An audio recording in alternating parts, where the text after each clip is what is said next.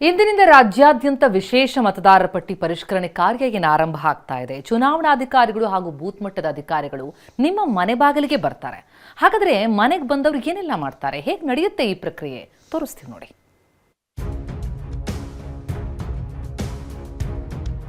ಇಂದಿನಿಂದ ರಾಜ್ಯದಲ್ಲಿ ಮತದಾರರ ಪಟ್ಟಿ ಪರಿಷ್ಕರಣೆ. ಏನೆಲ್ಲ ದಾಖಲೆ ಕೊಡಬೇಕು, ಪ್ರಕ್ರಿಯೆ ಹೇಗಿರುತ್ತೆ ಗೊತ್ತಾ?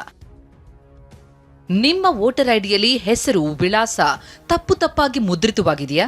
ಅಥವಾ ನಿಮ್ಮ ಮನೆಯಲ್ಲಿ ಯಾರಿಗಾದರೂ ಹೊಸದಾಗಿ ಮತದಾರರ ಗುರುತಿನ ಚೀಟಿ ಮಾಡಿಸಬೇಕಿದೆಯಾ?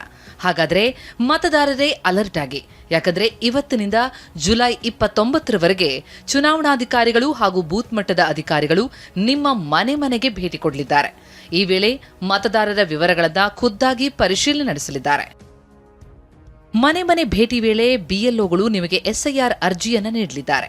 ಸಾರ್ವಜನಿಕರು ಈ ಅರ್ಜಿಯನ್ನು ಸರಿಯಾಗಿ ಭರ್ತಿ ಮಾಡಿ ಸಹಿ ಹಾಕಿ ಅಗತ್ಯ ದಾಖಲೆಗಳೊಂದಿಗೆ ಅಧಿಕಾರಿಗಳಿಗೆ ಸ್ಥಳದಲ್ಲೇ ಸಲ್ಲಿಸಬೇಕಾಗುತ್ತೆ.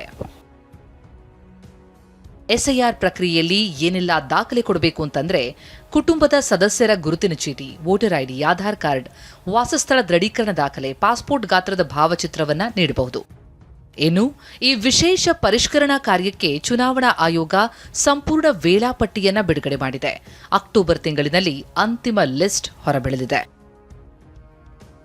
ಜೂನ್ 30ರಿಂದ ಜುಲೈ 29ರವರೆಗೆ ಮನೆಗೆ ಭೇಟಿ ಕೊಟ್ಟು ಮತದಾರರಿಂದ ಮಾಹಿತಿ ಹಾಗೂ ದಾಖಲೆಗಳನ್ನು ಸಂಗ್ರಹಿಸಲಾಗುತ್ತೆ. ಆಗಸ್ಟ್ 5ರಂದು ಕರಡು ಮತದಾರರ ಪಟ್ಟಿ ಪ್ರಕಟಣೆಯಾಗಲಿದೆ. ಇನ್ನು ಆಗಸ್ಟ್ 5ರಿಂದ ಸೆಪ್ಟೆಂಬರ್ 4ರವರೆಗೆ ಏನಾದರೂ ಆಕ್ಷೇಪಣೆ ಮತ್ತು ಸಲಹೆಗಳಿದ್ರೆ ಸಲ್ಲಿಸುವುದಕ್ಕೆ ಅವಕಾಶವಿರಲಿದೆ. ಹಾಗೆ ಆಗಸ್ಟ್ 5ರಿಂದ ಅಕ್ಟೋಬರ್ 3ರವರೆಗೆ ಹಕ್ಕು ಮತ್ತು ಆಕ್ಷೇಪಣೆಗಳ ವಿಚಾರಣೆ ವಿಲೇವಾರಿ ನಡೆಯಲಿದೆ.